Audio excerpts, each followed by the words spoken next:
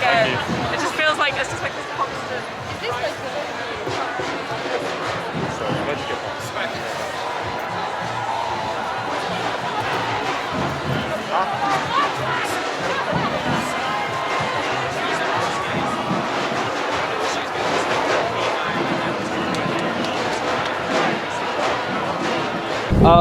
We're here to protest and fight for our protest rights.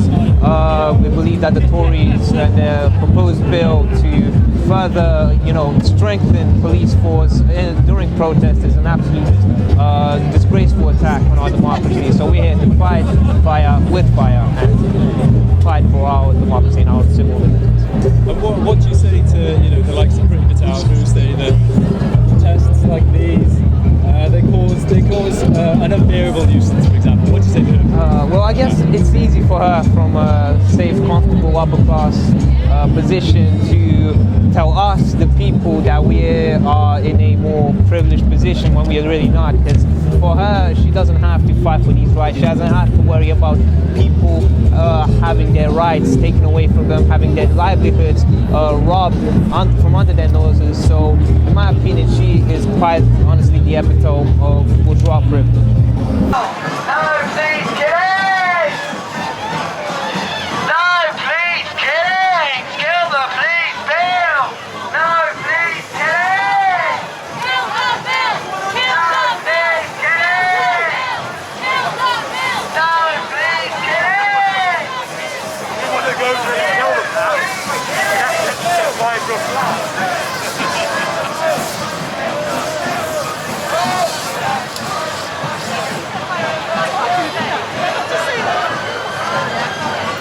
I'm here today because people deserve the fundamental right to protest, and that's being taken away from us. The police crime and sentencing bill has some good things in it, however the fundamental things were left right at the bottom, and that is absolutely criminal. People should be able to access the most important things and the most fundamental changes right at the top, instead of being littered towards the end of a 300-page bill. And Priti Patel is probably one of the main architects of this at the minute. Priti Patel is probably one of the main architects of the bill. If she was here today, what would you say to her? I'd say please remember that it was women and the suffragettes that fought for the right to protest in Britain almost 100 years ago, and without them she wouldn't be able to have the job that she has now. So she should remember that, and because of her we're having to do the same thing almost 100 years later. It's a fundamental right, and women were the pioneers to get the vote almost 100 years ago. So she should be grateful,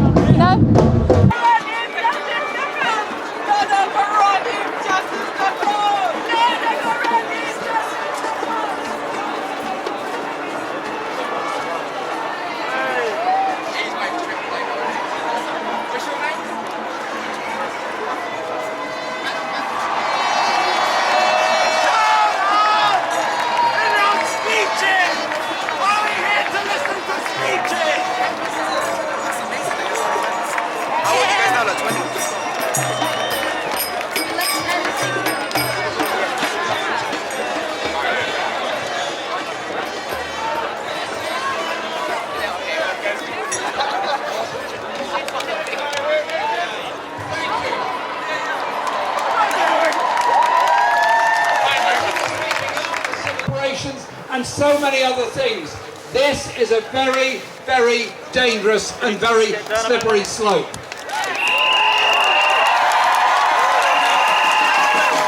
And people often say to me, Jeremy, you've been on protests all your life.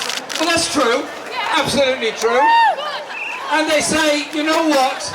They never work, they never change anything. So I say to them, look into the history of our society and our movement.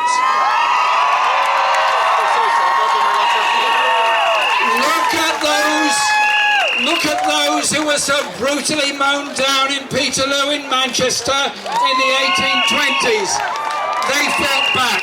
Look at the Tolpuddle martyrs, who deported and came back as heroic trade unionists. Look at the Chartists who marched through this very city in the mid-19th century in order that we should have the vote, in order that our children should get free education, in order that our working hours should be limited to 8 per day. Look at all those protests that made a massive difference. Those that brought about the old age pension, brought about the principles of national insurance. And anyone who protests is denigrated at the time. They're vilified, they're attacked, they're brutally attacked by the mainstream media day in and day out. They're vilified and they're made into pariahs and hate figures. Read the history of the Pankhurst, particularly Sylvia Pankhurst, before the First World War. And would you believe it, there's now a statue up to the suffragettes here. The Daily Mail couldn't attack her enough. Yet, 50 years, 100 years later, they're treated as national heroes because they brought about fundamental changes in our society. And so it is necessary to have the right to protest. It is necessary to be able to make your voice heard. And if you don't protest, things don't change. Imagine Rosa Parks. Imagine Rosa Parks in the USA in 1957. She refused to accept the colour bar. She refused to accept the racism. She refused to accept the Jim Crow laws. Her individual act of bravery led to the civil rights movement, led to Martin Luther King, and led to, for the first time, some degree of anti-racist legislation in the United States. Had she listened to the naysayers, she'd have got off the bus and gone home shaking her head, saying it doesn't seem very fair that a white man can ride on the bus, but me, a black woman, is not allowed on the bus. It's the brave people who stood up that have changed things in this world. And a few meters to my right, there's a statue of Nelson Mandela.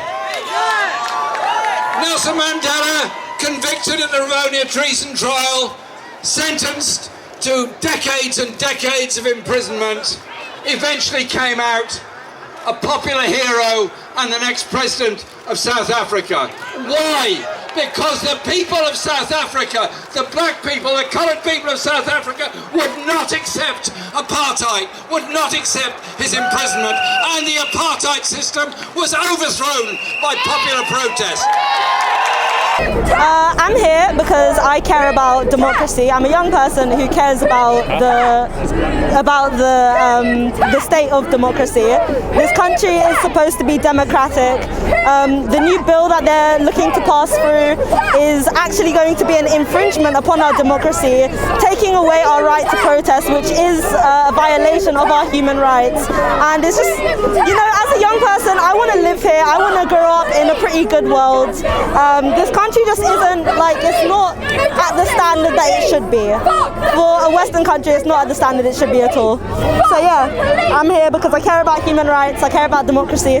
Yeah. And when people like Priti Patel justify the bill because they say protests cause too much disturbance, they're a nuisance, what do you say to that? Well, that's the point of a protest.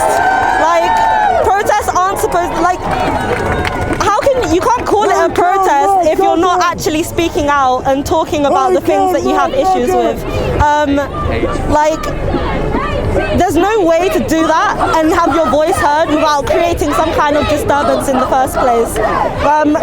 Especially for people without any power, just like a normal citizen like me, I don't have any power to make them hear me. So the only thing that I can really do is protest. Yeah. Do you think people like Priti Patel, Boris Johnson understand the protest movement? From what I've seen online, no. As far as I know, Priti Patel said that she doesn't endorse any kind of protest, so I don't think they fully understand the point.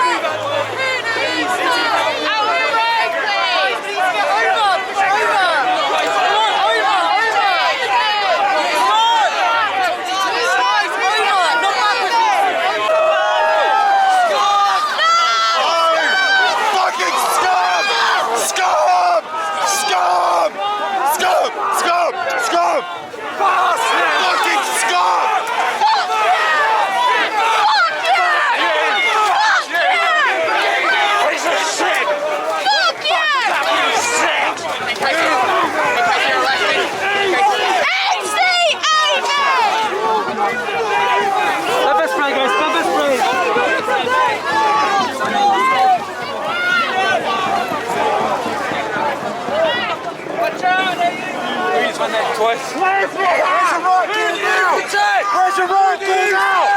Who do you protect? Shut up, you prick! Fuck off, you cunt! Get inside the ground, you protect! Who do you serve? Who do you protect? Who do you protect? Who do you serve? Come on!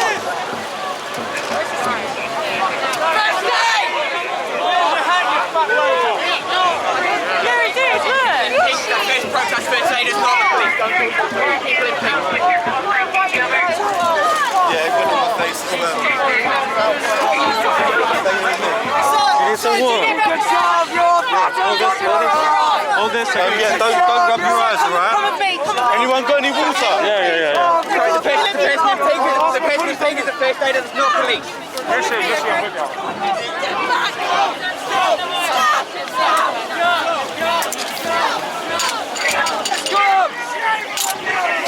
咁每一個警員咧，佢哋嘅身咧，佢哋嘅膊頭咧，都係有號碼嘅。咁有啲係冇號碼嘅。咁啊，佢哋嘅手勢咧，就以為咧，當然咁樣係。示威者請咗啦，向前行。其實示威者一路向前行。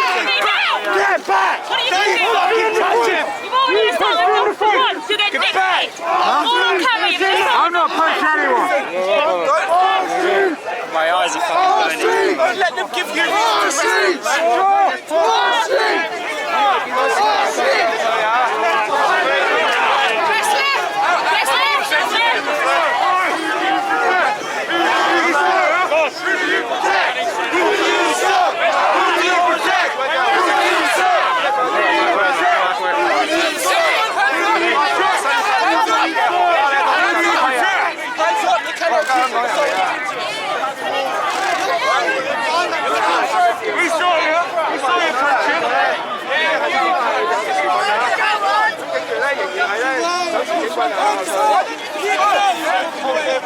holding it in.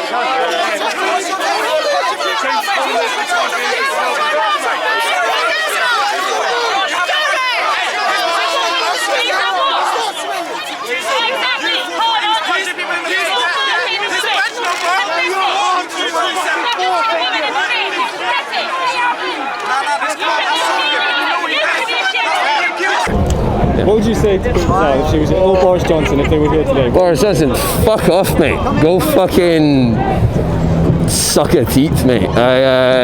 We really could just do without him.